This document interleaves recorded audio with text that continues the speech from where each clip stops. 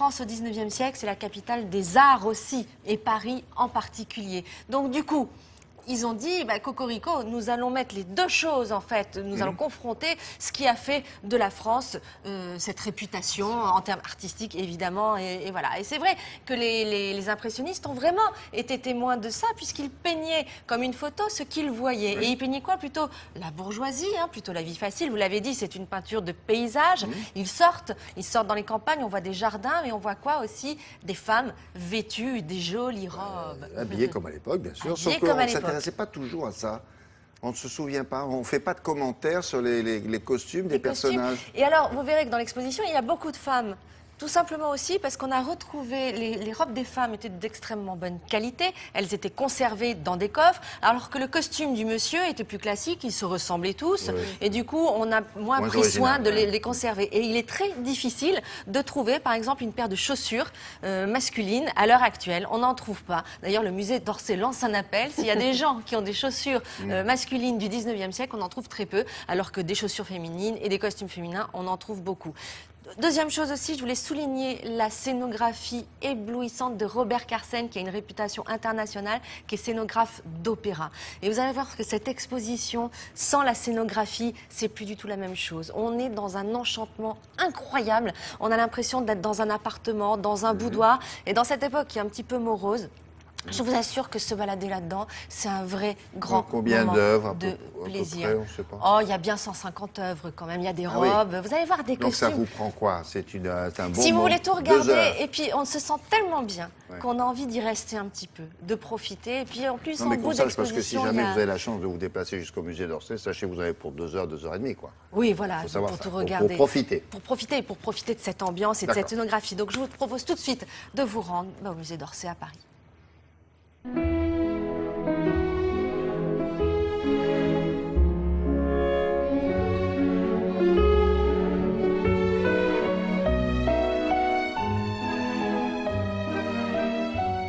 Le propos de cette exposition, c'est de confronter, de faire se frotter ensemble tous les grands peintres des années 1860 à 1880 à l'évolution de la mode de leur temps. À cette époque, la femme coquette peut se changer jusqu'à 5-6 fois par jour. Les impressionnistes ont été très sensibles au passage de la femme à l'intérieur du cadre du tableau. Le grand avantage des impressionnistes, c'est d'avoir non seulement rendu les textures, d'avoir été capable de montrer la différence entre la moire, entre le taffetas, entre la soie et le velours, par exemple, et de montrer les femmes en mouvement à l'intérieur du nouveau panorama urbain ou des nouveaux jardins qui sont créés au Second Empire.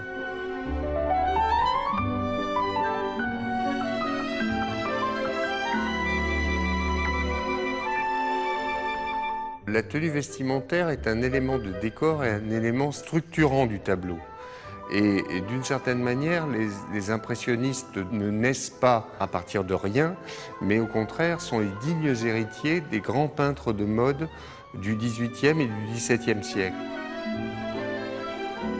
Je vois dans certains tableaux de Manet, comme la femme au perroquet, la leçon qu'il a pu tirer de la peinture de boudoir, de Watteau, jusqu'à Fragonard, donc la peinture du XVIIIe siècle.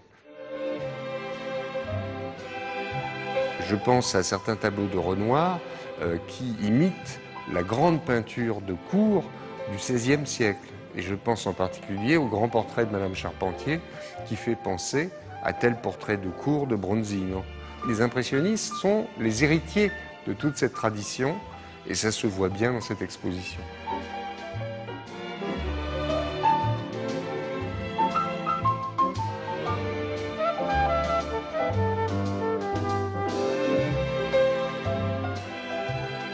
La mode féminine n'est pas plus intéressante, mais elle est plus présente aujourd'hui parce que les robes, parfois, étaient d'une telle qualité qu'elles étaient conservées dans des tiroirs.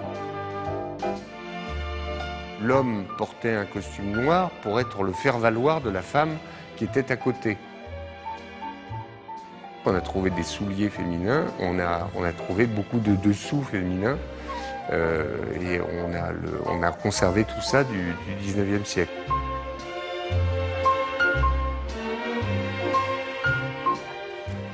Le petit tableau de Nana de Renoir qu'on vient de voir Magnifique. à la fin. Ah oui, qui est sublime. Renoir, Caillebotte et quelques autres aussi Degas, connus. tous, Très ils bien. sont tous. C'est des tableaux qui reviennent en France très exceptionnellement, qui ne sortent jamais de leur musée, à voir au musée d'Orsay. Si vous passez par là, Absolument. enfin vous avez le temps. Il hein, faut y vous aller, avez- il faut y jusqu'au passer. 20 janvier. Il faut passer par là. Merci.